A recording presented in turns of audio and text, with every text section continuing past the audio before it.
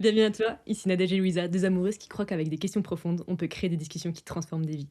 L'intention de ce podcast, c'est de te permettre de découvrir des personnes inspirantes sous un angle nouveau et de te questionner sur ta propre vie grâce à des questions profondes tirées de notre jeu vu. Et aujourd'hui, on reçoit Julien. Alors, plein d'adjectifs, plein de définitions que je pourrais mettre derrière. Mon ami, mon frère de cœur, mon partenaire business, qui a été aussi, à un moment donné, sûrement sous plein de formes, mon coach, mon partenaire de course, plein de choses. Mais en tout cas, je suis très heureuse de te recevoir sur le podcast. Je pense que tu as fait partie des personnes où on s'est dit direct, quand on a imaginé le podcast, on a hâte de pouvoir poser des questions du jeu à Julien. Euh, pour commencer, c'est quoi ton état d'esprit là? S'il y avait un mot pour le décrire? Là, maintenant, là, Ouais, à l'heure où on enregistre? Ok. exactement. Curieux. Trop bien. Petit rappel des règles pour ceux qui nous écoutent et pour toi aussi.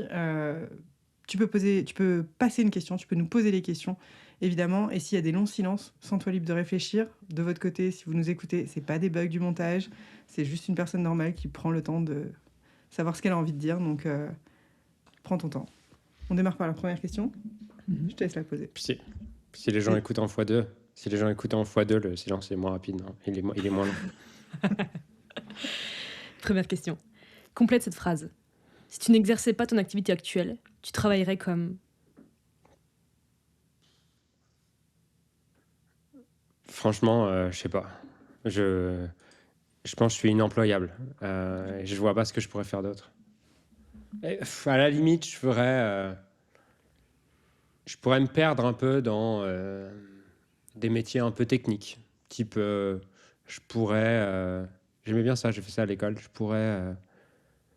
pourrais faire du... tu sais, un peu ingénieur informatique, des trucs comme ça. Je pourrais faire un truc comme ça un peu. Allez pousser le côté un peu geek. Ouais, mais en fait, rien que quand tu me dis ça, m'imaginer qu'il y ait quelqu'un qui doit me dire ce que je dois faire, c'est pas envisageable. Donc je pourrais faire ça à mon compte, mais je serais pas très heureux, je crois. Même si Et je pourrais être dans ma boucle. Ok. Et si t'avais pas ce truc d'autorité supplémentaire ou de quelqu'un qui te dit ce que tu as à faire, ce serait plutôt le côté technique? Ou est-ce qu'il y aurait d'autres formes de ce que tu fais que tu kifferais faire? D'autres formes de ce que je fais ou un autre truc?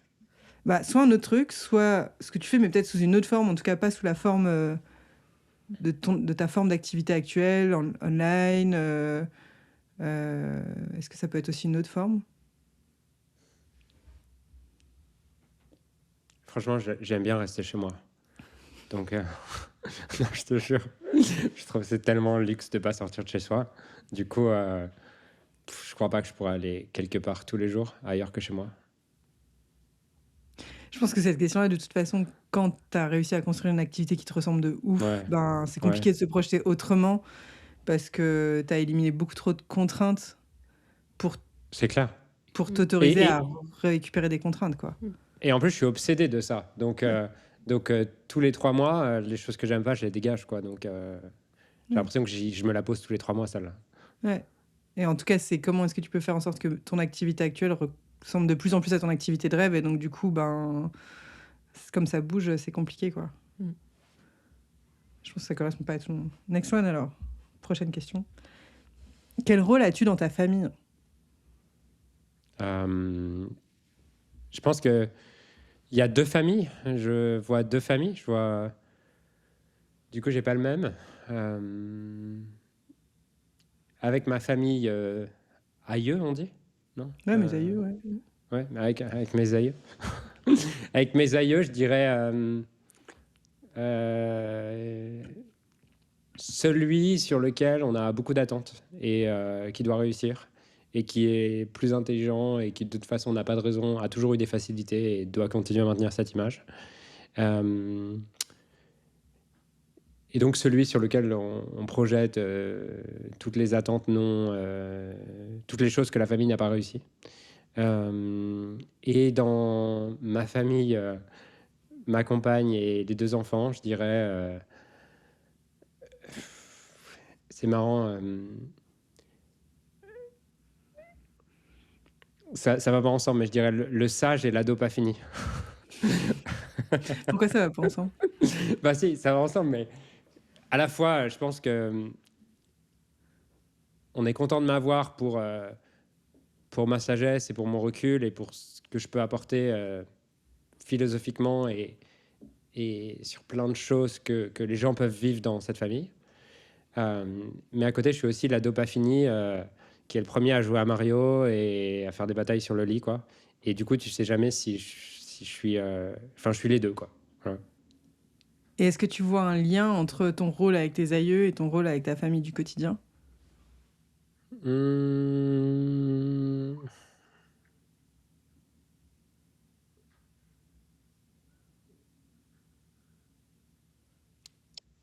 Alors, la première partie, je pense que les attentes, les projections et le philosophe, oui, indirectement, dans le sens où les attentes...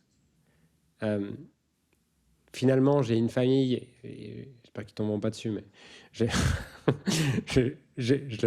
qui est assez rigide dans sa manière de penser et dans ce qui est bien, ce qui est mal, ce qui est attendu, ce qui est OK, ce qui est pas OK, toutes ces choses-là. Et, euh, et du coup, je pense que ça vient de mes grands-parents et peut-être avant.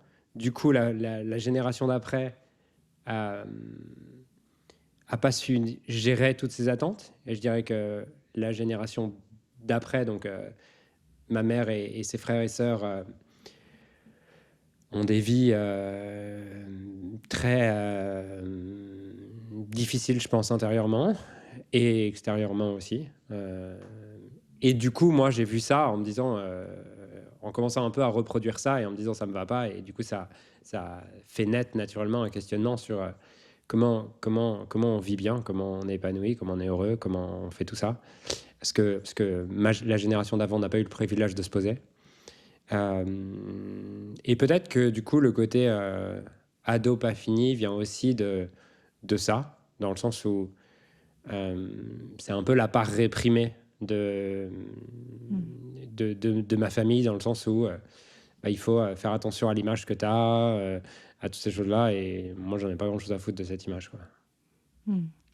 Mais Ouais. du coup, tu sens qu'il y a un moment donné où tu as changé de rôle dans ta famille, au moment où tu continues à accepter les attentes, puis finalement non.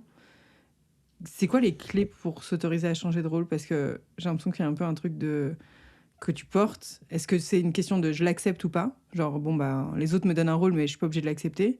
Ou est-ce que c'est vraiment une transformation à un moment donné de je prends conscience, je décide de le changer, et du coup, ça change la dynamique?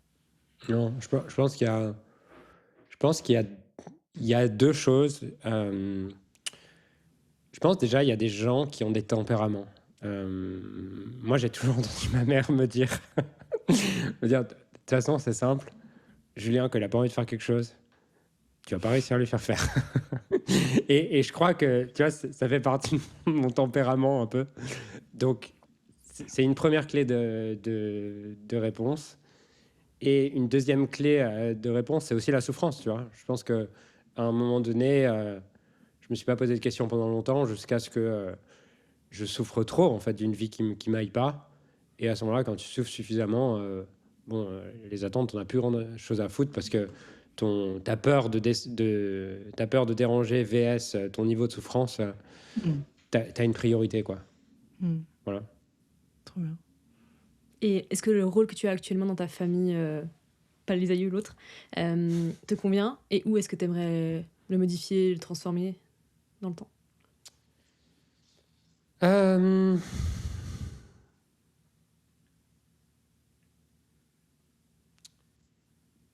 ouais. Alors, je pense que ça me convient. J'aimerais juste en rajouter un, peut-être,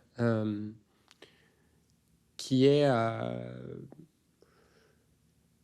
plus un rôle, on va dire, de... En fait c'est que ce côté philosophe, guidance, coach, peu importe comment tu l'appelles, sagesse, il puisse aussi être appliqué avec les enfants. Et aujourd'hui, j'ai l'impression du coup d'être philosophe sage un peu avec Virginie, ma compagne, et d'être l'ado pas fini avec les enfants. Et j'espère que quand ils grandiront, je pourrai aussi apporter autre chose ce que j'ai pas l'impression de pouvoir trop apporter aujourd'hui, parce qu'ils n'ont pas de cortex préfrontal. Ah, c'est marrant, aucun des deux en un. Ils sont pas Pas assez t- développés, quoi, pour le moment. Pas trop, non. Non, pas trop, non. Ok, ça va. Très bien. Et Il y en a une qui commence à en développer, mais il est un peu niqué par les hormones qui commencent à arriver, donc finalement, il n'y a pas accès, quoi. T'as l'impression que c'est Non, que je ça? Franchement, et il y a ça, et il y a aussi que pour l'instant aussi, j'ai l'impression de faire partie d'un système aussi dans lequel je suis pas complètement, j'ai pas complètement le pouvoir. C'est-à-dire que euh, je sais pas quel niveau de contexte on donne ici, mais comme c'est pas mes enfants, tu te donnes pas le même. Tu sais, je pense que c'est un peu comme si c'était un oncle. Ou ouais, c'est comme si c'était un oncle. Il y a des choses peut-être que tu vois qui te conviennent pas, mais c'est pas tes enfants, quoi. Donc voilà. Donc peut-être aussi ça, mais finalement ça me va bien cette place-là avec eux quand ils grandissent, tu vois. Si je peux aussi être un oncle plutôt que le père dont ils ont peur aussi, tu vois, ou vis-à-vis duquel il y a des attentes, ça me va aussi. Ouais. Ok, trop bien. Prochaine question. Qu'est-ce qui te fait te sentir respecté?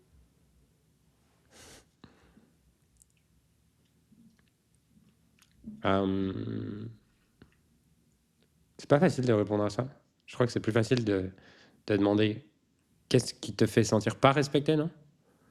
Non? Vas-y, Vous savez ça répondre à marche. ça? ça Tu peux, marche. ça marche dans les deux sens, hein. Après, Ouais. enfin, les questions sont pas faites pour Mais, rester mais vous savez répondre à la question qu'est-ce qui vous fait sentir respecté sans la retourner? sans être en contraste. Ouais. Ouais, mais par contre, moi, j'ai l'impression que ça dépend peut-être un tout petit peu du contexte, tu vois. Genre, j'ai pas l'impression que par exemple, dans mes relations amicales, amoureuses, professionnelles, le respect va pas se mettre au même endroit pour moi. Tu vois, par exemple, professionnellement, tu vois, j'aurais plus besoin, par exemple, que la personne soit ponctuelle, respecte mon temps et tout. Par exemple, Mm. si un client en coaching, alors que dans la relation amoureuse, je suis plus flexible là-dessus. Et tu vois, alors c'est Mm. débile, parce qu'en vrai, au fond, mon temps, c'est mon temps, hein. Sauf qu'en fait, ben, je value pas pareil le temps par rapport à cette personne que par rapport à cette personne. Ok. Du coup, ce qui te fait te faire. Ok, donc contexte par contexte, ce qui te fait te sentir respecté professionnellement, c'est être à l'heure. Oui, là, je donne un exemple à la con, mais c'était juste pour te Ok. dire que selon le contexte, ce sera pas le même truc, quoi. Ok. Et toi, Louisa? Ok. Toi, si tu réponds. Parce que du coup, Nadège a défini la question. Et toi, Ouais, si tu réponds, je suis c'est quoi? d'accord que ça dépend vraiment du contexte parce que. Ok. Et ça dépend de qui j'ai en face de moi. Et ce que la personne valorise aussi. Je pense que enfin, tu vois, sur une interaction hyper neutre dans la rue, ça peut Si on ne être crache du pas à la non-verbal. gueule, ça va. C'est ça, c'est pas mal, quoi. Non, mais en tout cas, il y a beaucoup de non-verbal et tu peux effectivement l'avoir par contraste, un manque d'attention, de respect ou autre. Mais une espèce de vivre ensemble où l'espace Mm. est respecté, ben ça c'est ok. Et c'est genre dans le contexte un peu de. Je mettrais plus moi, peut-être des contextes amoureux, mais plus un niveau d'intimité. Et qu'en fait, avec les gens que je connais pas du tout, il y a certaines choses qui sont plus de l'ordre de l'espace vital, la parole, de pas couper la parole sur certains trucs. En tout cas, ça dépend du contexte, c'est-à-dire que j'ai pas l'impression d'être irrespectueuse envers mes clients quand je leur coupe la parole. Mais du coup, c'est un truc que je vais accepter, alors que dans une espèce de norme sociale où il y a une certaine distance, Ouais. ça fait partie des espèces de règles de vivre ensemble. Et pour moi, que la personne sache moduler ça en fonction de ce que je laisse comme espace de disponibilité et d'intimité, c'est une grande marque de respect, en tout cas, qu'elle capte un petit peu ce qui est en train de... Qu'elle sache lire la pièce, quoi, en mode est-ce que la personne est capable de read the room, c'est une forme de respect, et que du coup, ben, ça va se moduler de manière interconnectée, quoi. Je sais pas si c'est clair. Ouais. Et toi, du coup, Ok. qu'est-ce qui te fait te sentir pas respecté? Ouais. Parce que j'ai l'impression que respecter, c'est un état de base. Et finalement, c'est plus l'inverse. Tu vois, Mhm. ce qui te permet de le définir. Pas respecter, du coup, Je pense que contexte par contexte,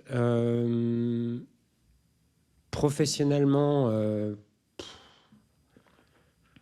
franchement, professionnellement, je m'en fous en fait.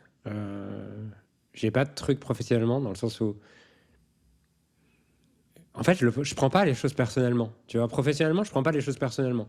Donc, bah, juste tu vas dégager quoi. Mais enfin, je vais pas me dire c'est pour moi. Tu vois. Euh, donc je dirais il y a rien. Il y a des choses qui m'agacent, mais pas respectées. Je trouve pas respecté, il y a un truc que tu prends personnel. En fait, respecté, pas respecté, il y a un truc que tu prends personnellement. Et, euh, et par contre, ouais, si sur le, sur le, en fait, je pense que j'ai pas de problème de respect sur le pro parce que, en fait, quoi que tu fasses, si t'es à mon contact, tu m'as payé déjà assez cher, en fait, pour être à mon contact. Donc, tu me respectes déjà juste par l'argent que tu m'as donné. Voilà. Donc, si tu me donnes de l'argent, tu me respectes. Ouais. Ouais, voilà. Et personnellement, je dirais,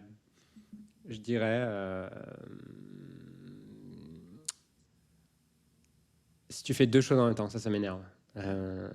Si je te parle et que tu fais autre chose en même temps, T'as un ça moment c'est de vraiment un truc qualité qui m'énerve. en langage de l'amour? Ouais. Ouais. Et du coup, par exemple, tu disais, en fait, se sentir respecté, c'est l'état de base. Et par exemple, si je te disais, qu'est-ce qui te fait te sentir aimé, tu me dirais la même chose, genre, tu te sens aimé de base et il y a des choses qui te font sentir désaimé, ou du coup, c'est pas la même chose.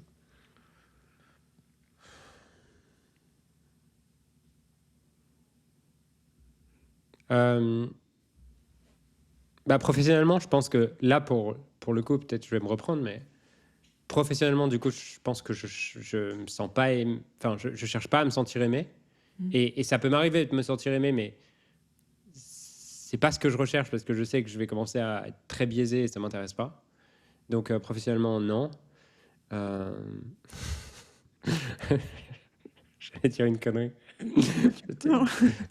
Si tu m'envoies des nudes, je me sens aimé. Ça, c'est personnellement, du coup, c'est Personnellement, professionnel. Bah, tout.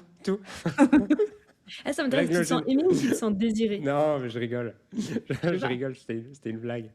Non, aimer personnellement,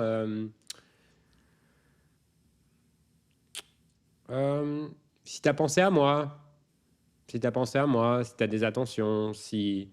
euh, c'est marrant, respecter, c'est plutôt, si on prend les 5 langages de l'amour, respecter, c'est plutôt temps de qualité. Aimer, c'est plus... il va y avoir temps de qualité, mais il y a aussi attention et... Service rendu, quoi. non. Non. Ah merde, putain, Parole je les ai oubliés. valorisante. Oui, parole valorisante. Parole valorisante, ouais. Trop bien. Et sur le respect, pour revenir, enfin, en tout cas, ça m'a fait réfléchir à ce que j'ai dit moi tout à l'heure. J'ai l'impression que au moment où l'état de base de respect n'est plus le cas et n'est plus respecté, c'est aussi un indicateur de quel est moi mon niveau de respect envers mes propres limites. En fait, qui est, en fait, Ouais, c'est clair. je suis claire et définie sur mes limites tant que je me sens respectée. À partir du moment où je me sens plus respectée, c'est aussi que soit je suis plus claire, soit je suis plus assertif, soit j'ai plus conscience de mes propres limites. Et donc, du coup, là, il y a un sentiment de pas respecter, mais parce que c'est moi qui respecte plus aussi peut-être mes propres règles, les propres limites en termes d'autorité intérieure, je pense, C'est à ce clair. moment-là. Ouais, c'est clair. Et pour moi, de toute façon, la relation au respect, elle est aussi une relation aux attentes irréalistes que tu as sur les gens. Et l'incompréhension des systèmes de valeurs, la projection de ton système de valeurs sur les autres. Ouais, 100%. Trop bien. Next one. Quand es-tu ton pire ennemi? Quand je me dis non, non, c'est bon, t'as assez mangé, pas de carré de chocolat, et que j'ouvre le placard. Voilà, je pense un. Bon, t'as le même pire ennemi que Mathilde, qui s'appelait Nutella, son pire ennemi, plus ou moins. C'était pas la même question, mais on était un peu sur la même vibe. Non, mais par exemple, Virginie, là, avant de partir, elle est partie Elle est partie à Bali jeudi. Et aujourd'hui, c'est à Saint-Valentin. Et vous devez être au courant. Et, et mercredi, elle m'a acheté un cœur praliné de notre truc. Et elle me dit, tu l'ouvres pas avant samedi. Est-ce qu'on lui dit qu'il est Jeudi, fini? jeudi soir, je regarde, je fais, bon, il a l'air pas mal quand même. Tu vois, voilà. Et du coup, bah, j'en avais mangé la moitié avant samedi, quoi. Elle le saura bien après, donc ça va. Moi, je lui ai dit. Elle m'a dit, tu l'as pas ouvert, j'espère. Je lui ai dit, je sais pas. L'omission. Mensonge par omission. Du coup, c'est quoi, même si c'est anecdotique, mais en soi, ton pire ennemi à ce moment-là, c'est le fait de te dire un truc que tu pensais faire et ne pas le faire, ou est-ce que c'est quoi, quelle forme ça prend pour toi? Ouais, ça pourrait, si on devait le théoriser, ça serait avoir des standards à certains endroits que je peux pas tenir. Mais j'ai évolué quand même avec ça. Euh, pas que j'ai plus ce pire ennemi, mais en fait, je le vois maintenant comme un ami. Je pense Ouais. que pendant longtemps, j'ai essayé de fonctionner. Maintenant, ça me fait plutôt rire. Donc, c'est c'est plutôt une part de moi, quoi.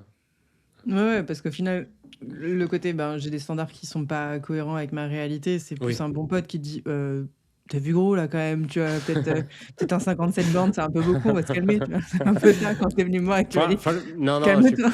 je suis pas d'accord. Ouais, si j'avais pas été blessé, j'aurais fait les 84 sans problème.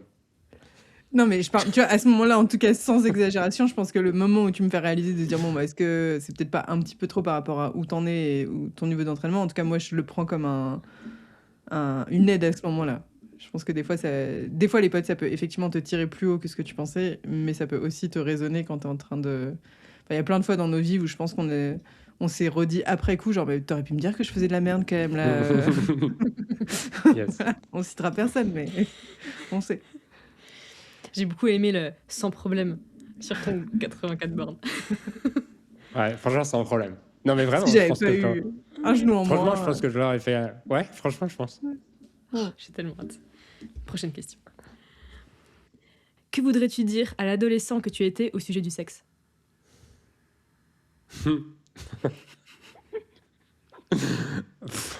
Franchement, pas grand-chose. Non, franchement, pas grand-chose. Je vois qu'il n'était pas très évolué.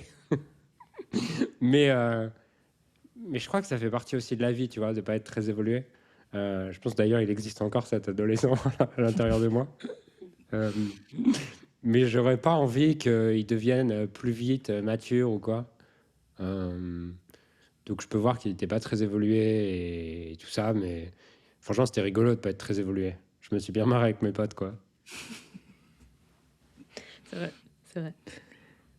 Non, mais c'est vrai, enfin, tu vois, enfin, qu'est-ce que tu... Ouais, vous lui direz quelque chose?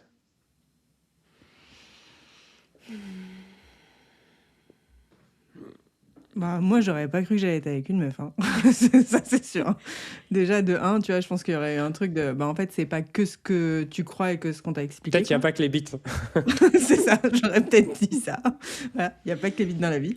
Euh, Ouais, je pense que ça, c'est un marqueur, tu vois. Je pense que je grandis avec une vision de la sexualité très hétéronormée. Ouais. euh, Et que je questionne pas, tu vois. Genre, en fait, moi, j'ai vraiment grandi sans porno, jamais vu un porno de ma vie. La Ouais, je masturbation, sais. c'est pas mon truc. Enfin, il y a vraiment un truc de. En fait, je me suis créé le sexe selon mes codes, mais je pense qu'il y a quand même des codes que j'ai engrammés par injonction sociale de normes. Et du coup, ouais, je pense que c'est ça la première chose que je dirais, tu vois, en mode fais ce que toi t'as envie, ça c'est sûr, mais sache qu'il y a peut-être des choses que tu vas découvrir sur le chemin, quoi. Je suis d'accord avec ça. Mais je trouve que dans la question, du coup, le dire à l'adolescent, c'est comme si, en tout cas, dans la manière dont je comprends la question, euh, bah, j'ai pas envie qu'il grandisse trop vite, tu vois. Enfin, je trouve que ça fait aussi partie Bah oui. du jeu de la vie d'être ignorant, quoi. Ouais, 100%. Tu vois, je Ouais, pense pas que j'aurais voulu avoir la réponse à ce moment-là, mais ouais. si j'avais une discussion, genre moi adulte, avec moi ado, sans la faire grandir, et puis vraiment être en mode Hmm. dissocié, tu vois, il y aurait un peu ce truc Ah de... bah moi, il y a 1000 choses que je lui dirais, c'est sûr. Mais pas en mode conseil, quoi. Ouais, Ouais, c'est ça. Mais de toute façon, il écouterait pas. Non, mais c'est vrai, il entendrait pas, de toute façon. Mhm. Et toi, Et toi? Nadège? Un peu pareil que vous, c'est-à-dire que, tu vois, ce qui me vient, c'est euh, te crée pas d'identité autour du sexe. Le sexe, c'est pas si important, mais en fait, je sais très bien que de toute façon, je suis contente d'être passée par tout ce par quoi je suis passée, tu vois. Je suis en mode- Tu, tu, je suis- tu crois à ce que tu viens de dire, Nadège? Le sexe, c'est pas si important. bah, en fait, je le crois profondément. Le truc, c'est que, en fait, j'aurais pas envie de le penser plus tôt, tu vois. Genre, Mais tu le crois aujourd'hui? ouais, je le crois vraiment. Ok. Mais c'est comme ça, tu vois, quand on est ensemble, on fait que parler de cul, alors qu'en vrai, c'est quand même marginal dans notre vie. Enfin, genre, je passe beaucoup plus de temps à coacher et Oui, lire et apprendre que faire du pour sexe. toi, ouais. Oui. C'est vrai qu'il faut pas que je fasse tomber l'image. Mais enfin voilà, t'as l'idée. Non, je le pense profondément. Et peut-être juste aussi, je suis peut-être plus ouverte sur d'autres formes. Tu vois, genre, pour moi, avant, le sexe, c'était avoir un rapport sexuel, alors que je vois bien toutes les autres formes de sexe que je peux avoir, quoi. Hmm.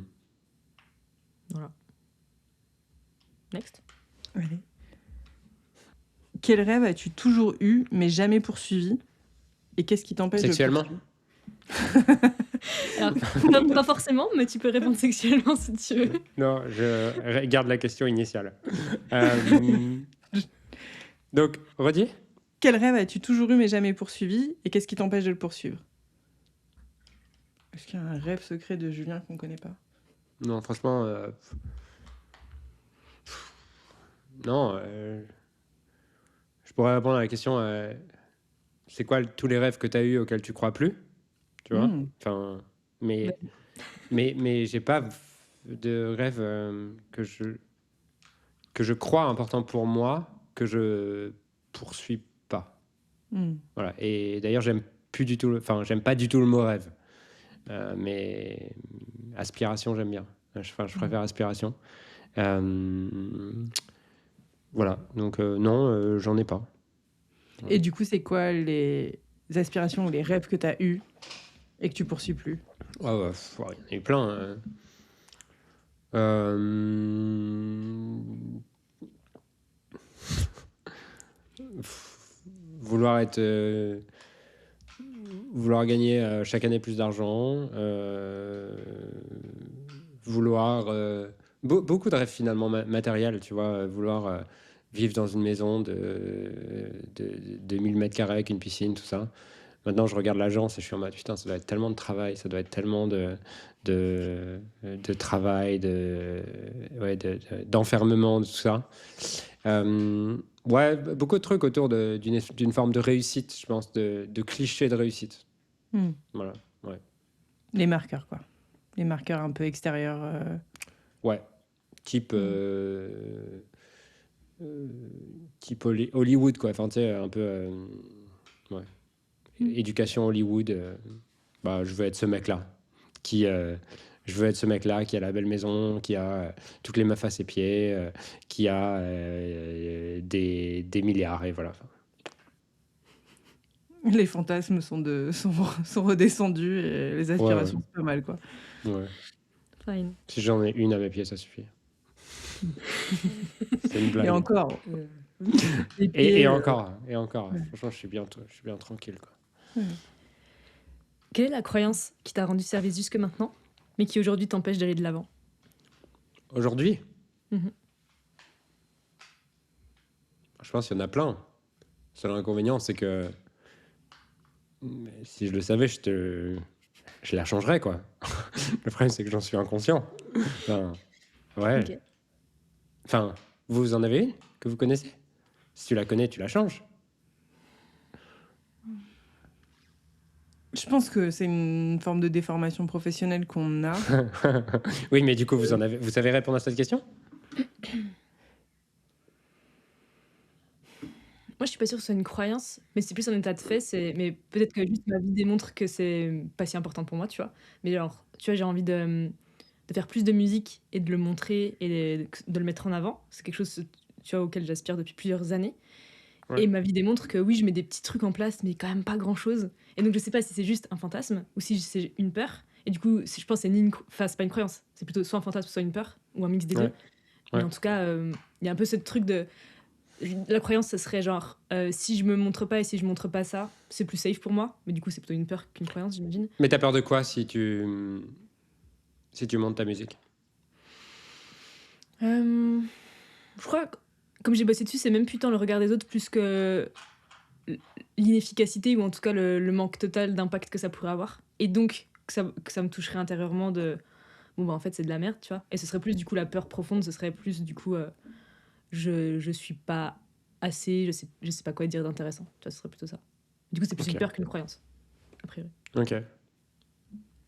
Et toi, tu en as? Je pense que je te rejoins, Julien, sur le côté. Effectivement, je pense qu'au moment où je le mets en conscience, je suis plus...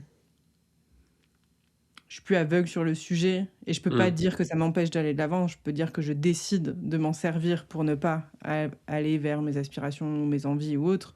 Mais du coup, ça me redonne juste du pouvoir sur est-ce que je décide de m'en servir en conscience de, en fait, je me justifie et ça me va et c'est ce qui m'aide à aller à un autre rythme. Mais je ne vois plus ça comme un frein, du coup. Si je décide de Ouais, consciemment la bien voir sûr. avec moi, c'est plus un truc de ça m'empêche d'aller de l'avant. Donc, j'aime bien le côté un peu paradoxal de cette question qui est, effectivement, est-ce que dans la conversation, tu peux faire émerger quelque chose? Et du coup, le fait d'en discuter avec l'autre peut t'aider à te faire dire, ah oui, effectivement, c'est sur quoi est-ce que je m'empêche d'aller de l'avant? Et donc, du coup, ça pourrait être quoi la croyance qui est cachée derrière? Donc, ce serait plus là-dessus, tu vois, je commencerais plus par me poser la question de sur quoi est-ce que j'ai pas l'impression d'aller aussi vite que ce que je voudrais? C'est quoi la croyance potentiellement qui m'en empêche? Et est-ce que le rythme est plus le mien ou est-ce que j'ai juste besoin de faire sauter cette croyance? Moi, j'ai une théorie, elle n'est pas complètement vraie, mais elle est dans, je pense, la moitié des cas vraie. C'est que si tu sais quelle est la croyance qui t'empêche d'avancer, c'est que c'est probablement pas la vraie croyance qui t'empêche d'avancer. Enfin, si tu savais réellement, enfin après, ouais, si tu savais réellement, tu serais pas bloqué avec le même truc depuis 6 mois. Hmm. C'est juste, t'as une fausse idée de là où tu veux aller et de ce qui t'en empêche. Et du coup, la croyance te permet de juste réajuster de est-ce que c'est vraiment là que j'ai envie d'aller ou est-ce qu'au final, pas forcément. Et ce qu'il y a dans la question que je trouve intéressant, c'est qui t'a rendu service jusqu'à maintenant. Et donc, peut-être que Ouais. au-delà d'une croyance extérieure, c'est peut-être une croyance sur ton identité, à quelle identité t'es attaché et qui t'a servi jusqu'à maintenant et qui t'empêche peut-être d'aller vers des choses qui te permettraient d'avancer, d'évoluer si c'est ta norme et si c'est ce que tu as envie. Et qu'en t'éloignant peut-être un peu de cet attachement identitaire, ça te permettrait de bouger des choses, tu vois. Peut-être que je le verrais à ce niveau-là. En tout cas, si j'avais envie de me poser la question, je me la reposerais comme ça. Ok, ouais. J'ai des trucs qui me viennent du coup là-dedans. Enfin, c'est plutôt. Ouais, j'ai des trucs qui me viennent plus facilement avec ça. Je vois des trucs. Récemment, je me suis rendu compte de ça. Je méditais, j'ai eu ça avec ma mère. Si elle mourait demain, j'aurais l'impression qu'elle me connaît pas vraiment. Et ça m'a donné envie de me demander, tiens, qu'est-ce qui me maintient dans certains schémas avec elle et certaines identités que je veux maintenir. Ce matin aussi, j'ai pensé à ça c'est marrant le nombre de fois où j'ai envie de partager des choses sur YouTube, enfin pas sur YouTube, où j'ai envie de partager des choses, et en fait je les partage pas parce que je me demande quand même un format. Et en fait, en voyant que je peux faire une vidéo Loom et qu'en fait les gens kiffent une vidéo Loom, je me dis mais pourquoi en fait tu t'autorises à faire des vidéos Loom à tes clients et pourquoi tu pourrais pas faire des vidéos Loom sur YouTube quoi. Donc j'ai pris conscience de ça ce matin en réfléchissant. Voilà, donc je pense des choses où je m'empêche je vois plein de choses où peut-être je m'empêche de faire des choses parce que ça rentre pas dans l'idée que j'ai de comment on fait les choses. Alors qu'on regarde des gens qui font des vidéos Loom à leur audience. Oui, je sais, mais j'ai pensé à ça un peu. J'ai pensé à ça un peu ce matin. Je me suis dit putain, mais lui il fait quoi. De ouf. Ouais. Et tu vois, avec le petit point de contexte que tu as mis en plus sur qui t'a rendu service jusque maintenant, tu vois, par exemple, professionnellement, moi je vois que Je suis un peu comme toi, Julien, genre, j'aime trop être chez moi, tranquille, faire mes trucs en Ouais. visio, je peux le faire de n'importe où. Mais je vois aussi que du coup, cette croyance de c'est mieux pour moi, c'est plus facile pour moi, c'est plus digeste pour moi d'être comme ça, probablement me freine aussi dans des projets pro où c'est pas depuis chez moi. Typiquement, la photo, ben, c'est difficile pour moi de le faire depuis chez moi, sauf si j'avais un studio chez moi. Et donc, il y a un peu ce Sauf si truc tu de. prends des photos de la maison, quoi. Sauf si. Voilà, c'est ça. Mais en tout cas, si je veux prendre des gens stylés en photo et que j'estime que ben, du coup, c'est à moi de me déplacer pour X raisons, du coup, peut-être ça peut me freiner, tu vois. Ou alors, faut une maison Ouais. qui donne envie aux gens de venir. C'est ça.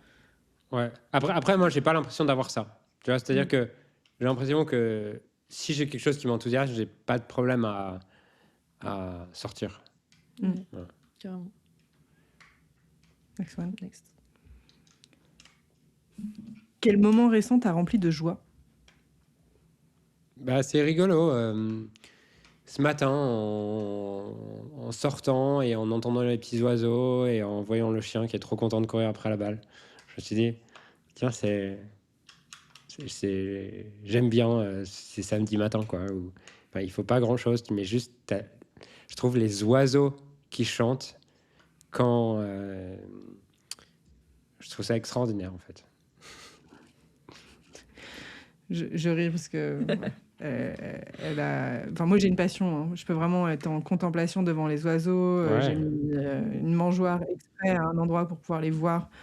Et il y a un côté très méditatif pour moi à ça. Et je pense que je fais la même chose qu'avec les humains. Tu vois, des fois je leur invente un peu une life juste en les voyant de loin. Et je suis en mode les petits personnages. Et Mais ça t'apporte de la joie ou c'est autre chose? ça m'apporte de la présence, de la sérénité, je Ouais. pense. Il y a une vraie forme de présence. Tu peux pas être ailleurs Mm. que là, quoi. Enfin, si tu es concentré sur ça, je pense que tu peux pas être ailleurs que là.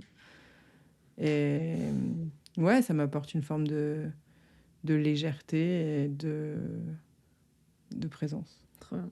Et c'est quand la dernière fois, Julien, où tu t'es marré, mais genre vraiment marré, pliant de. Bah, genre, ce matin, je crois.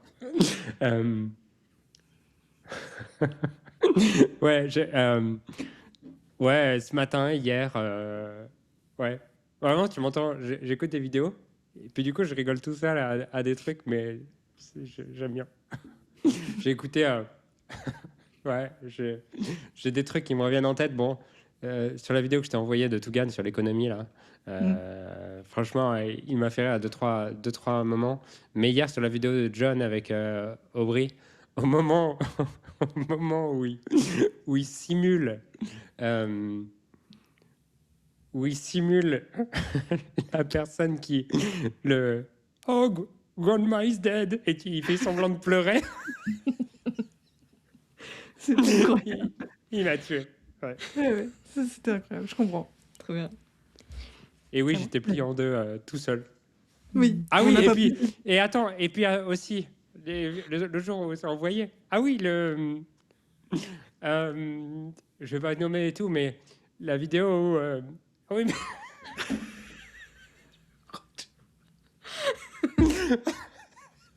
Tu l'as ou pas? On ne mettra pas dans les commentaires. Putain, ah oui, attends. Ah, je suis dans mon jet, et puis. Je suis dans mon jet, il y a le mec qui fait une crise Le cardiaque à pilote, il est côté. mort depuis 30 minutes. C'est vrai que c'était trop drôle. En boucle. Celle-là, c'était en boucle. Ah, je l'ai écouté en boucle, elle est incroyable. Nanani, nanana, quoi. Oh putain. Tu peux la. Ça dépend de votre parti pris sur le podcast, mais vous pouvez l'incruster la vidéo là, à ce passage du podcast. La référence. Ouais, Voilà. Très bien. ouais. On fera ça. Je pense qu'on peut, ouais. Je pense qu'on peut, voilà. Vous saurez ce qui nous fait rire comme des gosses avec Julien. Après des journées très intellectuelles, on a besoin de Ouais. ce genre de choses. Ah non, des fois. mais ouais, moi je sors de la concentration, j'ai besoin de passer dans l'autre extrême quoi. T'inquiète, on a parlé de prout et pipi caca il y a un ou deux podcasts, donc Ouais, généralement, les plus sages, il faut l'équilibre C'est ça. aussi pour aller Ouais. faire ça. Donc, merci pour la petite ref.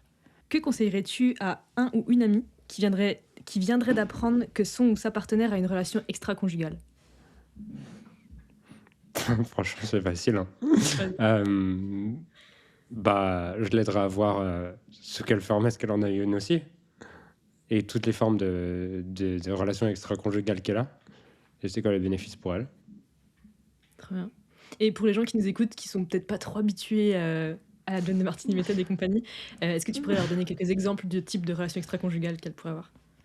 Ouais, ben, euh, le truc, c'est que souvent on s'arrête à la forme et dès qu'on rentre dans quelque chose de sexuel ou d'embrasser quelqu'un, tout de suite ça crée une limite, mais cette limite, elle a été créée arbitrairement.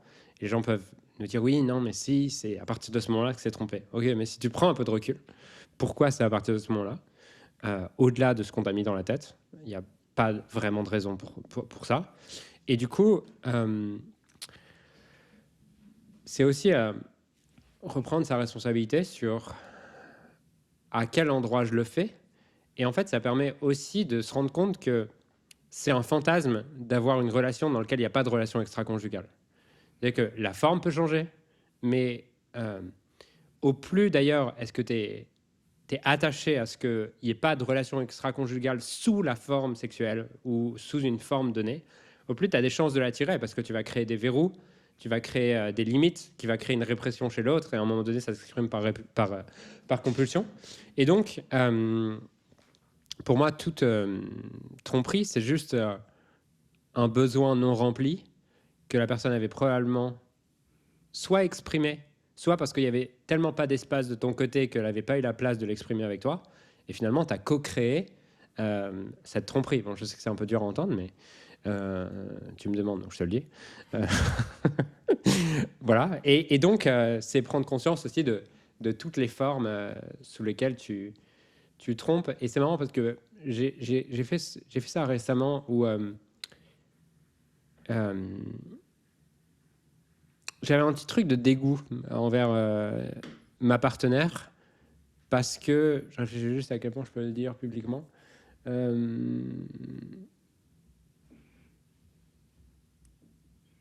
Ok, je vais le dire comme ça.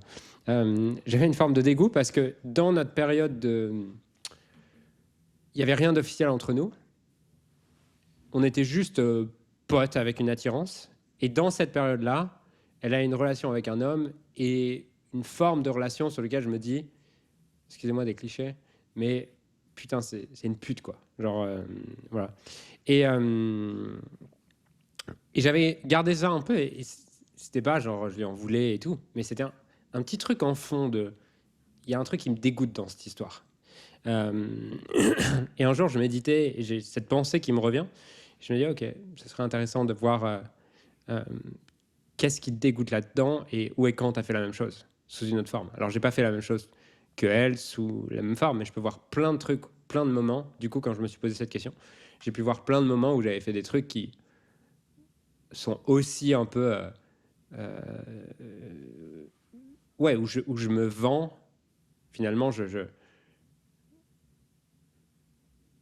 suis une pute à ma manière. C'est-à-dire que je ne demande pas de l'argent, mais elle non plus, d'ailleurs, ne demande pas de l'argent. Mais pour avoir de l'attention et pour remplir quelque chose, je fais des trucs avec lesquels je ne serais pas complètement à l'aise à ce que tout le monde soit au courant, quoi. Donc, voilà. Et en fait, quand tu fais ça et tu vois à quel point est-ce que en fait, le jugement que tu as envers l'autre sont juste les projections des propres jugements que tu as envers toi, bah, déjà, ça te ramène à une forme d'humilité et au vrai sujet, quoi.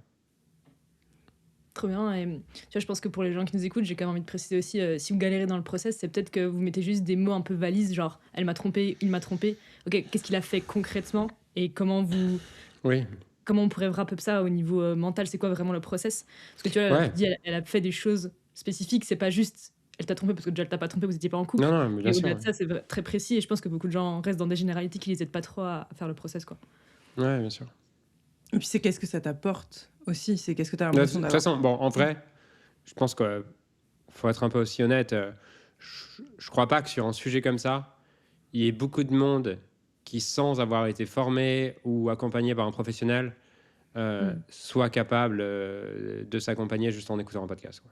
Ouais, c'est clair. Ouais, 100%. En tout cas, moi j'ai l'exemple d'une session il y a peu de temps et effectivement la forme de relation extra-conjugale de l'autre, c'était la personne qui avait eu une relation conjugale que j'avais en séance Et du coup, on a été aussi voir sous quelle forme est-ce que l'autre personne avait une forme de relation extra-conjugale à ce moment-là. Et c'était beaucoup plus intellectuel, c'était pas charnel, mais par contre, l'intellectuel pour cette personne avait énormément d'importance à ce Ouais, moment-là. ouais. Et donc, du coup, c'était la priorité. Et donc, ça peut être intéressant d'aller vraiment stretcher selon aussi le prisme de chacun. Mais voilà, va te faire coacher, quoi. Si c'est la réponse à ton pote, c'est va te faire coacher, tu verras. Non, Tu l'as trompé aussi. Ouais. Trop bien. Moi, ça dépend quel pote, mais de toute façon, j'ai pas beaucoup de potes qui sont pas capables d'entendre ce genre de truc. Déjà. T'es pas pote avec moi si tu peux pas entendre ça. C'est clair.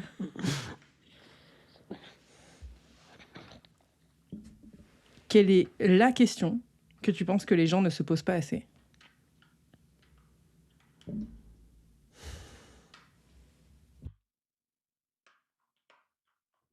Comment je me sens? Il y en a plusieurs. Ouais, comment je me sens?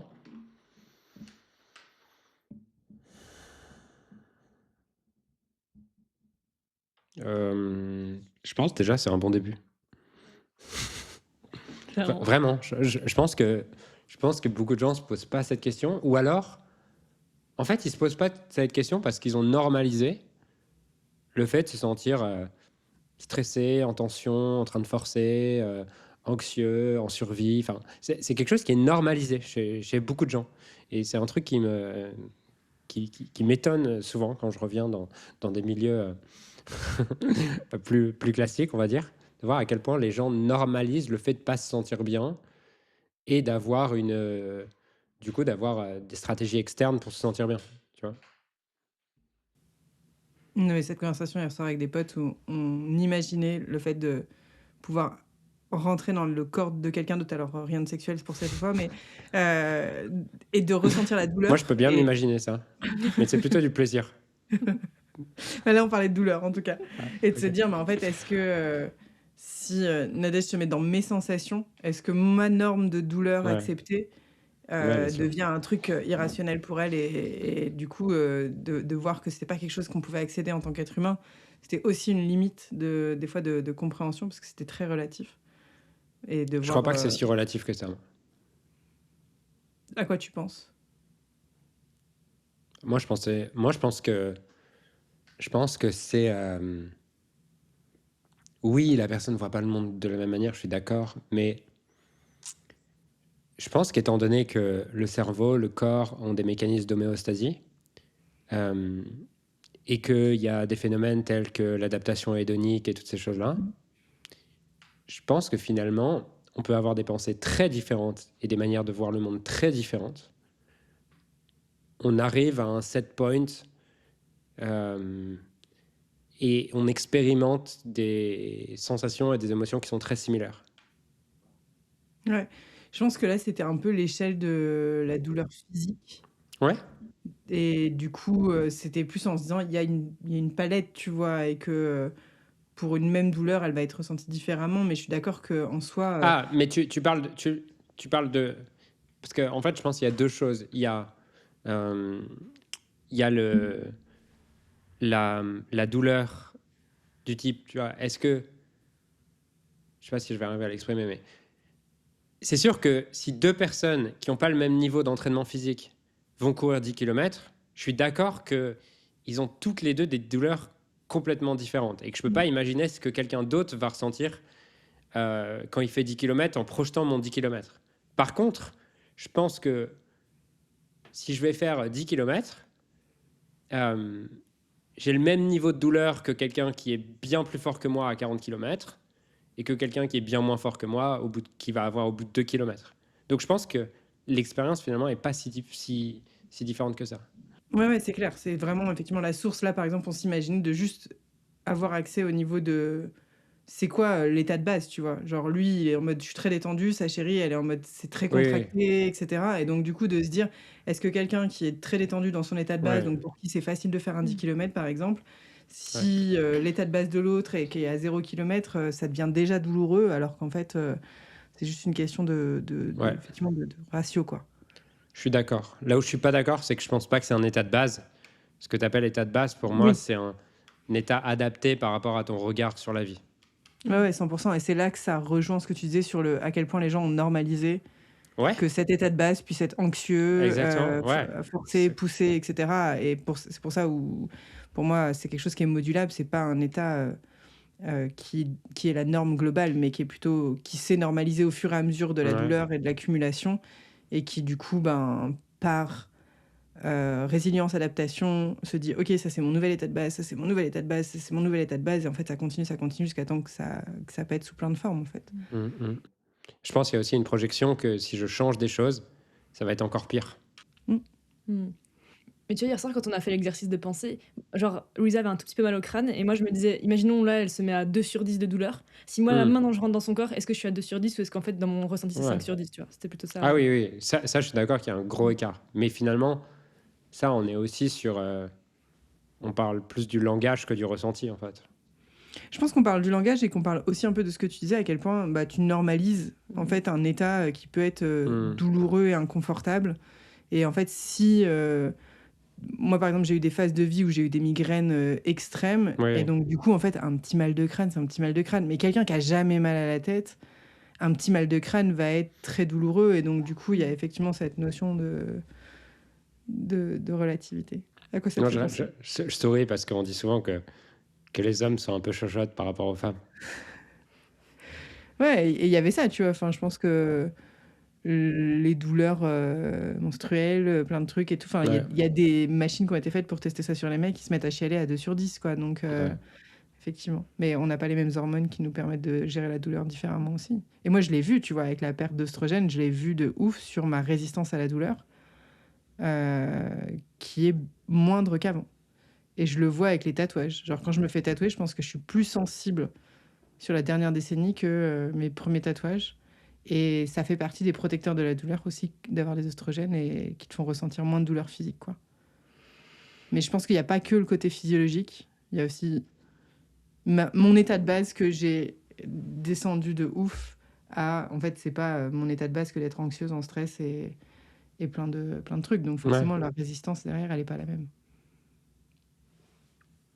Ouais, mais en fait, pour moi, j'en arrive à la même chose, qui est que l'expérience, elle est la même, mais effectivement, ta perception de l'expérience, les circonstances, tes croyances viennent changer énormément de choses.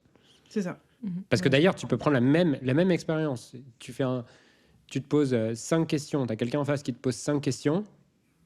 En fait, la même expérience, 30 secondes plus tard, elle n'est pas du tout la même, juste parce que tu as changé tes croyances et ton regard sur les choses. Donc oui, je pense qu'il y a l'expérience et il y a... ouais. Next. Sur une échelle de 1 à 10, à quel point te sens-tu digne d'être aimé? Globalement? Ouais. Ou contextuellement? Comme tu veux. Comme tu veux. Moi, je la pensais globale quand je t'ai demandé, mais tu peux parler en contexte ou en domaine de vie si c'est plus simple. Je dirais 5, mais c'est difficile de répondre comme ça, parce que je te dirais... en fait, j'ai conscience que je vais être détesté et aimé par des gens différents, tu vois. Du coup, j'arrive pas à répondre à autre chose. Et je trouve qu'il y a un peu un fantasme dans digne d'être aimé. Souvent, les gens vont commencer à répondre à cette question et derrière, ils vont avoir le fantasme qu'il y a un jour où ils vont être aimés par tout le monde. Du coup, 5 en fait, dans le sens où... Et je mérite que ça, tu vois. Et je n'espère pas te répondre autre chose, tu vois. Mais Enfin, c'est pas un 5 en quête de 10. non, je suis à 5 et irréaliste. je suis bien à 5 en fait. Je pense que je suis Mm. complètement digne d'être aimé par les gens qui me correspondent et je suis digne d'être détesté pour les autres. Voilà. Et vous répondriez à autre chose? Moi, j'ai effectivement du mal avec les deux mots ensemble, la dignité et l'amour à Ouais. côté, tu vois. Où effectivement, je pense que ça me correspond pas, ou en tout cas, j'ai pas l'impression que du coup, enfin, il y a un truc de digne d'être aimé, il y a une forme de mérite derrière. Mm. Et c'est pas quelque chose qui me correspond sur la manière de définir l'amour. J'aime bien être pas d'accord avec certaines questions qu'on a posées, tu vois. Ouais, Enfin, en tout cas, pour moi, c'est important de le repréciser, c'est quoi. une, On n'a pas que- créé. c'est une question de psy, ça. Ouais, c'est clair. Ouais, c'est une question de besoin de validation, en tout cas, à ce moment-là. Et C'est une question de psy basée sur un modèle ou de non-compréhension des opposés complémentaires. ouais. Et pour moi, c'est aussi ça, tu vois. Enfin, le but de ces questions, c'est aussi de se dire comment est-ce que je la comprends, comment est-ce que j'ai envie de la Ouais. re-questionner. Et une question n'est pas faite pour être validée, mais au contraire pour être se dire tiens, qu'est-ce que ça vient dire de moi quand j'entends digne d'être aimé. Moi, ça me parle pas, quoi. Enfin, vraiment, il y a ce Ouais. truc de. Bien sûr que j'ai des moments de recherche de reconnaissance, de recherche de validation, mais en fait, par les gens qui sont importants pour moi. Mm. Mais si je commence à me dévier et commencer à chercher ça vers des personnes que je valorise pas ou qui sont pas très importantes pour moi, effectivement, je vais me sentir indigne d'être aimée, mais ça m'intéresse pas, quoi.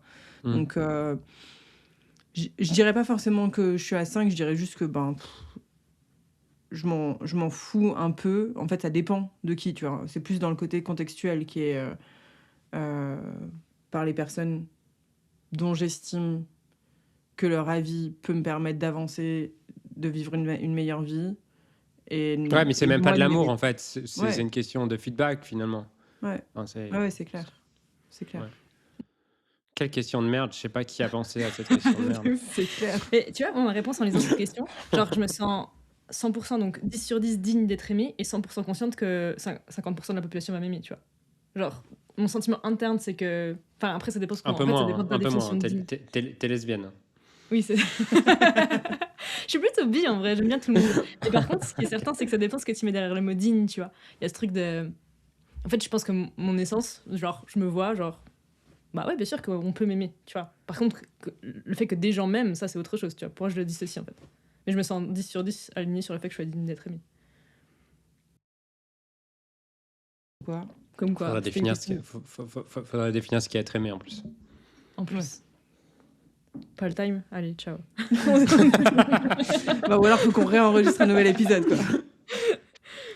C'est vrai, tu vois, je pense que être aimé, la définition d'être aimé, je suis pas du tout d'accord avec la définition d'être aimé de la société.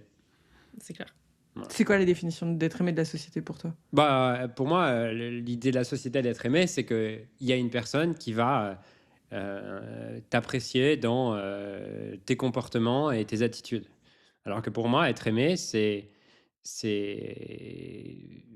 y a des gens qui vont détester 50% de tes comportements et qui vont aimer 50% des autres comportements. Tu vois, on revient à cette notion de synthèse des synchronicités des opposés, et je n'arrive pas à réfléchir autrement à cette question que dans ce modèle-là. Tu vois. Et je pense même que c'est même pas des gens qui vont être 50 d'un côté, 50 de l'autre. C'est comment est-ce qu'une même personne peut apporter les deux. Et je pense que les fois où je me suis sentie le plus aimée par l'un comme l'autre, en amour comme en amitié, ça a été les fois où vous m'avez aussi confrontée à mes dissonances, à des endroits où je n'étais pas... Enfin, en tout cas, les fois où vous m'avez challengée, je me suis sentie autant aimée que quand vous m'avez validée, quoi. Et donc, pour moi, c'est au sein de la même personne aussi, quoi. Mais c'est intéressant ce que tu disais. Toi, dans l'équilibre, c'est 50% qui t'aiment, enfin 50% qui t'aiment et 50% qui te détestent. Moi, je le vois un peu plus comme genre 50% qui aiment ce que t'es et 50% qui aiment ce que t'es pas, tu vois. Et genre, en tout cas, quand je roule sur Louisa, que je la challenge de ouf, ben, c'est pas parce que je déteste 50% Oui, c'est les d'elle. deux. C'est les deux. Ouais. Tu vois. Ouais. Non, je pense qu'on dit à peu On dit la près même chose. Ouais. tous la même chose là, mais peut-être de oui, différentes oui. manières. Mais en tout cas, pour...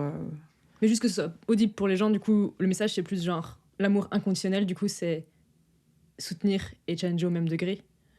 Et que la définition sociale, c'est un peu plus valider les gens et les soutenir et les reconnaître dans le côté positif, quoi.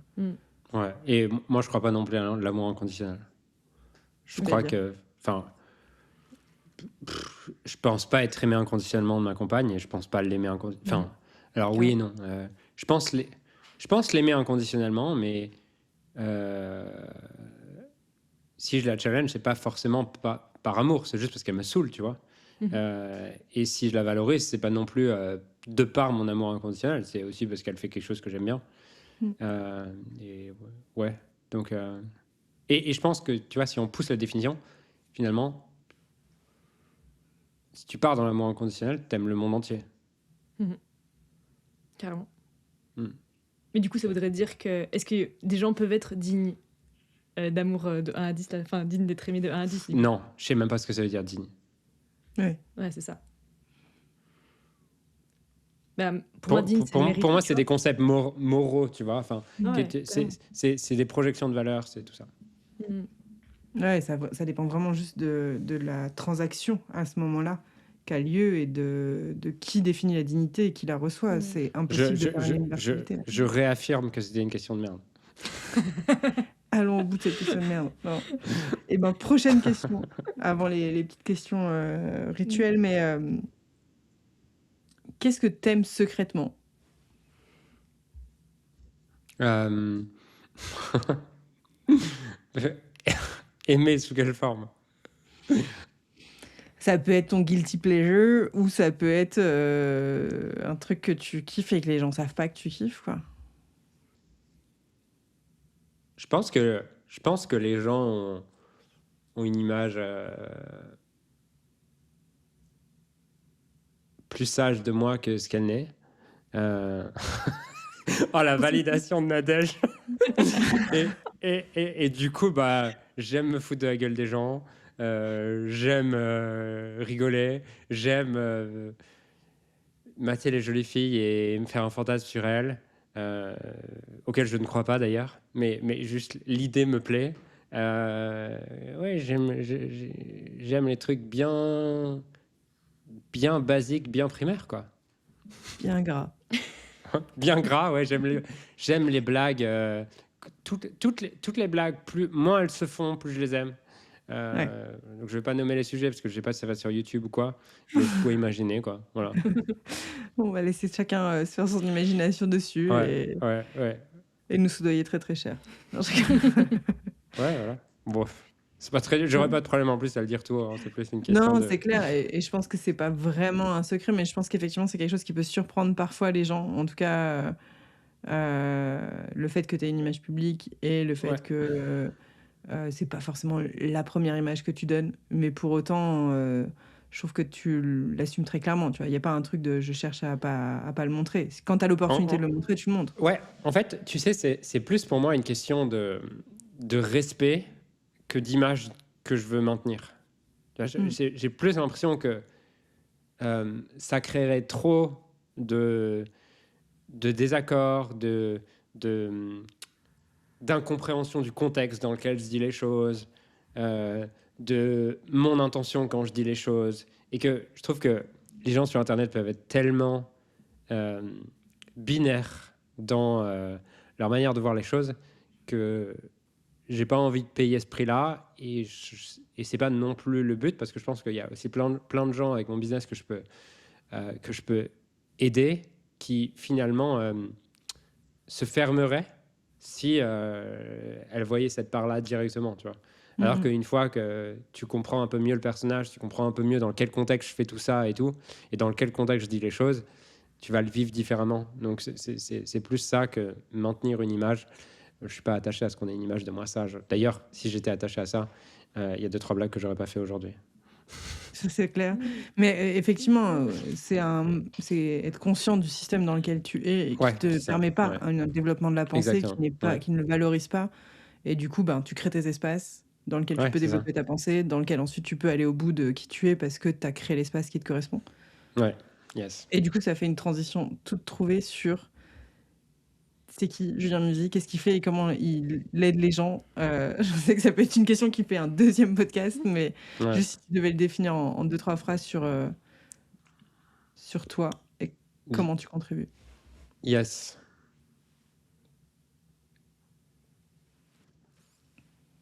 Je pense que pour le contexte, j'ai toujours été fasciné par qu'est-ce qui fait qu'il y a un tel décalage entre ce qu'on dit qu'on aimerait faire, être, et ce qu'on fait, et ce qu'on est dans la réalité. Euh, j'ai toujours à la base senti cette contrainte en moi d'avoir une forme de décalage. J'ai eu des addictions, euh, je me suis senti en fait vraiment à plein de moments dans une forme d'incompréhension de comment je fonctionne, comment le monde fonctionne et pourquoi est-ce que j'arrive pas à aller au bout d'une intention. Parfois, je me dis j'aimerais arrêter de faire ça et je continue à le faire. J'aimerais être ça et j'y vais pas au bout et je me retrouve dans des mécanismes de ce que je pouvais appeler à l'époque procrastination, autosabotage, addiction, toutes ces choses-là. Tous ces conflits intérieurs, en fait, ça a toujours été un sujet qui m'a fasciné. Et à la base, cette liberté auquel j'arrivais pas à accéder, j'ai essayé de la résoudre à l'extérieur en créant tout le contexte dans lequel pour devenir libre. Donc, j'ai cherché à travers l'entrepreneuriat. J'ai réussi à travers l'entrepreneuriat, ce qui m'a permis d'être libre financièrement, géographiquement, temporellement, et pour me rendre compte que finalement, euh, la liberté que je cherchais vraiment, elle se trouvait pas à cet endroit-là. Elle se trouvait plutôt dans ma liberté d'être et une liberté intérieure, ce qui m'a amené à continuer à me passionner pour tout le sujet de la psychologie, du cerveau, de la spiritualité, de comment on fonctionne, de pourquoi on est là, de toutes ces choses-là. Et on va dire que aujourd'hui, mon métier, c'est de transmettre tout ce que j'ai appris autour de ça à des gens qui sont intéressés par ces questions de... En général, les gens viennent parce qu'ils ont des conflits intérieurs. Et ensuite, ils ressortent avec une quête toujours plus grande de tiens, j'ai appris des choses sur moi et j'ai découvert quelque chose d'encore plus passionnant que juste résoudre une douleur à la base. Et j'ai envie de vivre ma vie avec encore plus d'amour, d'inspiration et de connexion à moi-même. Voilà. J'ai la chance de contribuer là-dessus à tes côtés. Je sais pas si tu veux parler d'éléments de l'actu, de ce que tu Non. vis, ce que tu fais en ce moment. On saura où te trouver. Ouais. Enfin, on saura le trouver. On peut le trouver sur Insta. Oui, on mettra tout ça. YouTube, Insta. Ouais. YouTube, Insta. Ok. Julien Musique. On mettra tout ça. On a un petit rituel. Chaque personne, et tu sais d'où il est inspiré en plus, chaque personne qui termine un podcast pose une question pour l'invité suivant. Et la question qui t'est posée, elle a été posée par Caro, qui est passée au micro de Vue avant toi avec Fred. C'est qui, Caro Caroline Chéron, c'est une collaboratrice qui aide les décoratrices d'intérieur en reconversion à vivre de leur métier. Ok. Et donc j'interviens dans son business. Et elle Ok. est avec Fred, sa coéquipière. Ah, si, je sais pas comment dire. Ouais, sa coéquipière de business. Pas vraiment son associé, mais en tout cas, sa Ouais. business Ouais, partner. ok. Ouais. Et du coup, la question... Il y en avait deux, donc moi, je vais en choisir une des deux. C'est, est-ce que tu as un regret dans ta vie? Et comment est-ce que tu as réussi à composer avec? Non, j'ai pas de regrets. J'ai eu des regrets, mais je sais que les regrets sont une illusion. Donc, chaque fois, je me suis demandé, OK, finalement, en quoi ça m'a servi pour sortir de ce regret. Donc, comment tu as réussi à composer avec? C'est de te rendre compte que c'était une illusion que d'avoir un regret. Ouais, exactement, en fait. Ouais, c'est ça, exactement. Me demander, justement, ça aurait été quoi les inconvénients si ça s'était passé comme ce que je voulais, et c'est quoi les bénéfices que ça se soit passé comme ça, jusqu'à ce que je me rende compte de la perfection de ce qui a été et que j'ai plus de regrets, mais pas dans une approche... je me convainc que j'ai pas de regrets, mais plus dans une approche de vraiment, je ressens et je me rends compte que c'était une illusion de croire que ça aurait été mieux autrement. Et c'est une putain de pépite ce que t'amènes, et je le précise parce que j'y crois tellement que dans beaucoup de gens qui disent « Ah, mais c'est ce qui m'a forgé, c'est ce que je suis », et qui du coup sont dans un espèce de conviction de « J'ai pas de regret sur quelque chose parce que c'est ce que je suis », mais que c'est très mental, très conceptuel. Ouais, carrément. Et que quand tu reviens sur des moments spécifiques, en fait, ils veulent refaire l'histoire 57 fois.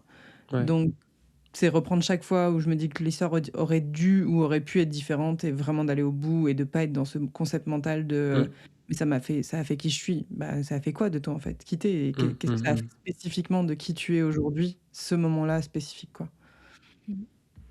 Trop bien. Et pendant notre discussion là, quand est-ce que tu t'es senti le plus vue et pourquoi?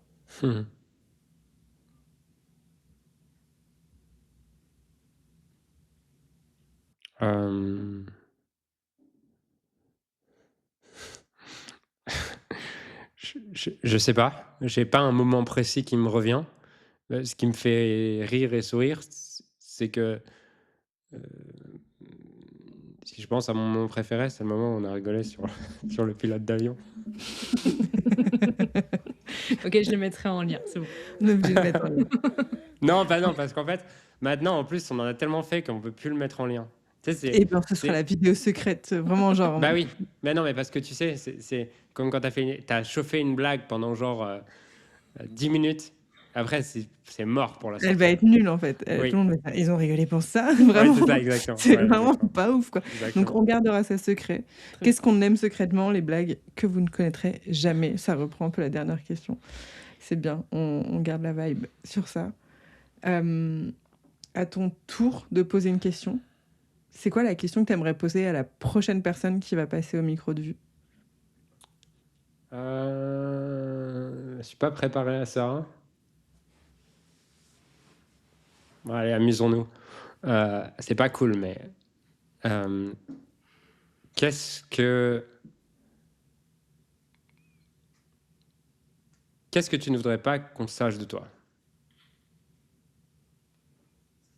J'aime bien. C'est une bonne question. On pourrait la mettre dans le jeu. Clairement. Franchement, ouais, carrément. Ouais. On va sortir une carte édition spéciale podcast avec Julien. Grave. Non, il deviendrait plus piquant. J'aime bien. Et, c'est là, les personnes- Et tu peux la rendre encore plus piquante en plus, avec votre brand et tout, ça va bien. Qu'est-ce que tu ne veux pas qu'on sache de toi sexuellement? C'était bon. Ah tiens, La carte. oui, tiens. En fait, je change ma question pour le prochain. Vas-y. Qu'est-ce que tu ne Bah, veux ça pas qu'on dépend sache de si on toi? aura mis le filtre sexualité ou pas, tu vois. Qu'est-ce que tu veux... Oui, bah vu, c'est un peu sexualité quand même. Qu'est-ce que tu ne veux pas qu'on sache de toi sexuellement? Ok. C'est drôle parce qu'en fait, je pense que ton expérience du jeu, dans les premières fois où tu l'as testé, Mais non, mais parce que... la brandé aussi. Oui, mais je sais que c'est pas un jeu comme ça, mais en fait, je vous connais. Ouais, Enfin, non, et je mais. connais- Et puis, non, et puis même on le valorise, tu vois. Enfin, pour nous, c'est Ouais. important, en tout cas, dans l'introspection et dans la compréhension de soi, ça fait partie aussi des choses qui peuvent être hyper intéressantes. Donc, Tu sais, c'est moi, comme ça si me je te parle. fais c'est comme si je te fais un jeu et que forcément, il va y avoir une notion entrepreneuriat, connaissance de soi, argent, tu vois. Et je peux essayer de te faire un jeu sans ça. Dans ta tête, ça sera un jeu comme ça. C'est clair. Clairement. Et si les personnes qui nous écoutent pouvaient repartir avec une idée, une leçon, un mantra, enfin peu importe, quelque chose qui t'a touché, que t'as appris récemment, qu'est-ce que t'aimerais leur dire pour finir? Pilote d'avion. Pilote d'avion. Ok, parfait. Non. Qu'est-ce qui m'a touché récemment? Putain, d'ailleurs, j'ai une fille qui m'a fait un commentaire. Putain, si elle tombe là-dessus, elle va pas être contente. Elle m'a fait, elle m'a fait une réflexion sur le dernier podcast avec Mathilde qui était que c'est pas cool les moments pour les auditeurs, les moments où les gens ont pas la ref. Bref. Et ben, on lui enverra l'épisode de manière très personnelle. En disant, regarde, là, il y a plein d'endroits où t'as pas les refs. méchant. Voilà. Mais du coup, ah oui, qu'est-ce que j'ai appris récemment, c'est ça? Qu'est-ce qui t'a touché? Ouais, qu'est-ce que t'aimerais Mm. partager aux personnes pour finir cet épisode?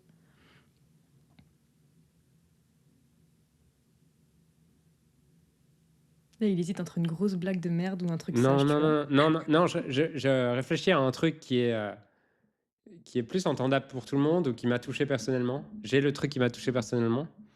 Euh, j'ai ça, mais si, ouais, bon, c'est personnel, mais il y a une leçon, je pense, là-dedans. Euh, c'est rigolo. En fait, j'ai j'ai reçu un message hier soir de ma première vraie copine, tu vois. Et en me disant, ouais, je suis retombé sur tes vidéos. Est-ce que tu te souviens de moi? Est-ce que tu te souviens de moi? Je suis tombé sur tes vidéos ces dernières semaines. J'ai regardé plein de vidéos. Ça m'aide énormément dans mon cheminement. J'ai appris plein de choses et tout. Et en fait, ça m'a fait sourire le est-ce que tu te souviens de moi? Parce que cette fille, elle a changé ma vie, en fait. Et c'est vraiment la première fille qui m'a fait, en tout cas, réaliser que je pouvais plaire, que je pouvais être aimé, que j'allais pas être tout seul toute ma vie. Et, euh, et en fait, du coup, quand elle m'a dit est-ce que tu te souviens de moi? Et je lui ai répondu, enfin, je lui ai dit bah oui, enfin, t'as changé ma vie, quoi. Et elle n'avait pas du tout conscience de ça. Et, euh, et donc, ça m'a touché vraiment de pouvoir la remercier, de pouvoir expliquer ça. Et je pense que euh, le, le message, c'est bah, on ne sait pas l'impact qu'on peut avoir dans la vie de quelqu'un d'autre. Et juste parfois, en étant soi et on peut changer la vie de quelqu'un, tu vois. Et voilà. Merci pour le rappel. Mm. Je pense que moi, il y a des sourires dans la rue qui ont changé ma vie, quoi. Ouais, c'est ça. Et Oui, exactement. Ouais. là, c'est quelqu'un où la personne peut imaginer que tu te souviens d'elle, mais il y a des gens où je ne sais même pas qui c'était. Et je pense Ouais. qu'il y a des choses qui peuvent paraître insignifiantes, qui ne le sont pas du tout. Donc, Mm. pas chercher à avoir le pouvoir sur qu'est-ce qui peut avoir du sens pour l'autre. Mm. Je suis d'accord. Est-ce que tu values le fait de le dire à cette personne qu'elle a changé ta vie ou est-ce qu'au fond, c'était pas si important de lui dire? ça aurait pas été si important de lui dire, tu vois, parce que je crois de toute façon que ouais, enfin, non, ça aurait pas été important de lui dire, mais l'anecdote que du coup aujourd'hui je puisse faire une différence dans sa vie, enfin, je trouve ça cool, tu vois. C'est c'est l'anecdote aussi avec Maestra où, euh, où elle avait changé ma vie pendant ma rupture et moi je la rencontre dans sa rupture plus tard alors que on se connaît pas, tu vois. Enfin, ouais, c'est ce genre de clin d'œil de la vie que je trouve assez rigolo. Pour ceux qui veulent, la rêve, c'est une artiste qui Ouais, fait de la musique qui fait de la musique, ouais. et que tu as ensuite rencontré, quoi. Donc, Oui, c'est ça. et du coup, est-ce que tu as l'impression que ça te permet de matérialiser la sensation d'équité et d'équilibre à ce moment-là ou Non, j'avais pas c'est de juste... dette avec elle. Non, tu vois. Ouais, non, mais sans qu'il y ait forcément une dette, mais du coup, ça rend l'équité visible parce qu'elle était sûrement là, mais tu la voyais pas, quoi. Non.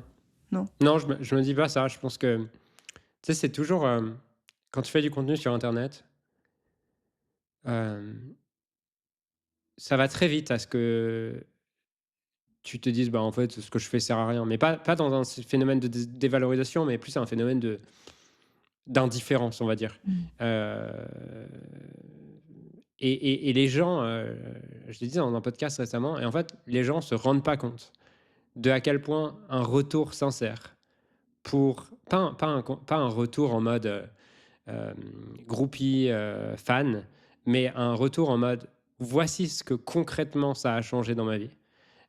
Voici comment c'était avant, voici après, voici concrètement ce qui a changé. Bah, à quel point en fait pour des créateurs de contenu comme moi, c'est hyper important.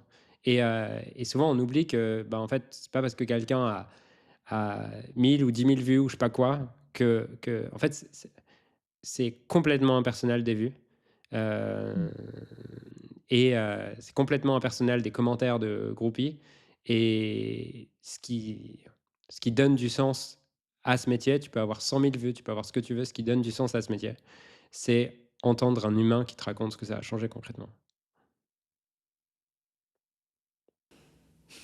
C'est bon, on peut s'arrêter là-dessus. Donc, si on a envie de te dire concrètement ce que tu as C'est pas l'appel parce que d'ailleurs, je sais pas à quel point ça sera sincère du coup. Et d'ailleurs, ça me saoule si quelqu'un le fait pour me faire plaisir. Je le sens direct. Mais Non, mais je pense qu'il y a des personnes qui, des fois, ouais. osent pas, tu vois, parce Oui, que de oui. l'autre côté, se disent, ouais, mais de toute façon, cette personne s'en fout parce qu'elle a 1000, 10 000, 100 000 vues. Non, mais c'est pas du tout Et le en cas. fait, je pense que c'est important, effectivement, c'est plus dans, ah tiens, si j'ai cette petite hésitation qu'un jour, je me suis dit, ah, j'aimerais bien partager ça. Peut-être que ça peut être juste le coup de pouce de rappeler que... Et pas forcément envers toi, tu vois, juste de le faire envers Oui, quelqu'un carrément. dont ils apprécient le travail, dont ils apprécient... je sais que nous, on l'avait fait sur un artiste qu'on écoute et qui avait été très important dans notre rencontre, et de juste lui envoyer un message en mode, bon, bah, peut-être que tu Ouais. liras jamais ça, mais juste, tu as Ouais. fait partie de la rencontre amoureuse, quoi. Donc, Carrément. des Carrément. fois, de s'autoriser, quoi. Et d'ailleurs, je suis pas le plus gros créateur de contenu du monde, mais j'ai parlé à des gens qui ont des audiences beaucoup plus grandes que moi et des audiences qui peuvent paraître très impersonnelles, et ils vont te dire la même chose, quoi. Mm. Tu vois, des gens qui vont avoir 1 million d'abonnés ou quoi sur YouTube, ils vont te dire exactement la même chose. Que faire une vidéo à 1 million de vues, tu te rends pas du tout compte du truc. 5 millions de vues, ça te fait rien, c'est un chiffre, c'est froid, ça n'a pas de sens. Par contre, tu as un retour d'une personne qui dit voici ce que ça a changé, ça change tout. Trop bien. On conclut avec ça? Mhm. Moi, j'ai trop kiffé en tout cas t'avoir sous ce format-là. C'était nouveau et merci pour l'invitation. J'ai kiffé ces partages et ce moment. Si vous avez envie d'en vivre d'autres, si vous avez envie de nous retrouver, retrouvez-nous sur Insta, @nouvu, et sur le site nouvu.com si vous avez envie, vous aussi, de faire des parties de vue avec des questions de merde parfois et des questions bien d'autres moments. Donc, faites-vous votre avis et à la prochaine. Ouais. Heureusement que c'était pas un jeu physique parce que je l'aurais déchiré à la question sur la dignité. Ça me permet de trier les questions de merde, ceci dit. C'est vrai. C'est vrai. On fera ça.